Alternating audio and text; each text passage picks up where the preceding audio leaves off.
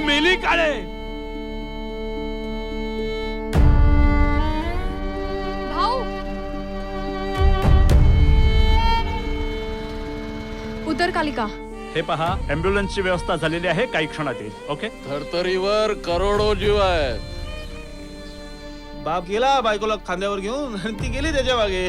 आणि तुम्ही बघत बसला. जय जवान जय किसान का बोलतात रे आईच. आईच खूप बोलतात आणि आमच्या शाळेत पण खूप घोषणा देऊन लावतात. अरे डेड बॉडी मरती, काढ रे ती बाय.